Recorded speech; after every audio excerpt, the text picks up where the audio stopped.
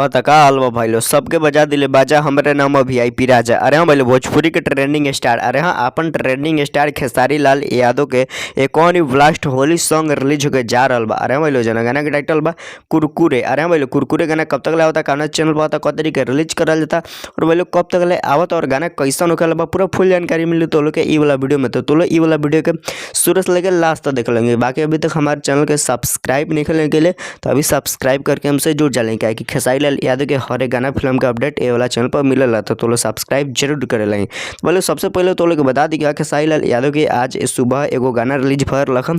अरे हाँ भाई लोग ई वाला गाना और भाई लोग ई वाला गाना पर अच्छा खासा रिस्पॉन्स मिल रहा बा।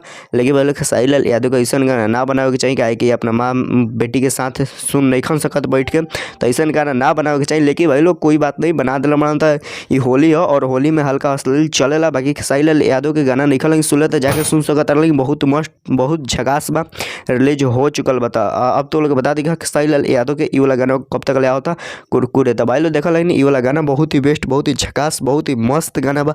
जब तो लोग सुनवा लगी तो पूरा मतलब मजा आ जाए, इतना बेस्ट तरीके से वाला गाना का बनावल गल बा और वीडियो भी बहुत अच्छा शूट करल गल बा। बाकी भाई लोग ये वाला गाना लिखला बड़ा कृष्णा बेदर्दी, बहुत ही मस्त बहुत ही झकास तरीके से गाना के लिखले बड़ा। बाकी म्यूजिक डायरेक्टर बड़ा आर्या शर्मा। अरे भाई लोग म्यूजिक डायरेक्टर बड़ा आर्या शर्मा बहुत ही अच्छा बहुत ही बेस्ट म्यूजिक बना के दिले बड़ा ये वाला गाना में।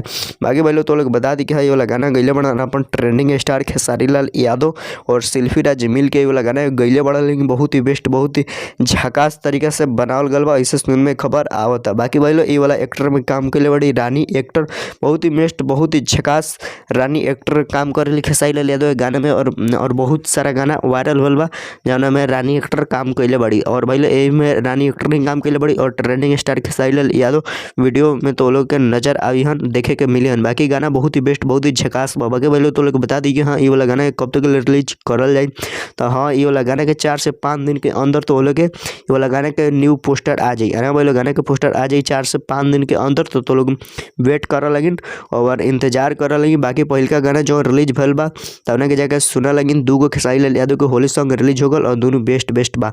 बाकी भाई लोग तो लोग के ई वाला वीडियो कैसा लगल अच्छा लगे तो लाइक कर लगी, चैनल के सब्सक्राइब कर लगी, बाकी वीडियो के शेयर जरूर करे लगी और तो लोग भी खेसारी लाल यादव के फैन बढ़ल नहीं तो एगो अच्छा सा कमेंट जरूर कर लगी। बहुत बहुत धन्यवाद यहाँ तक वीडियो देखे खातिर।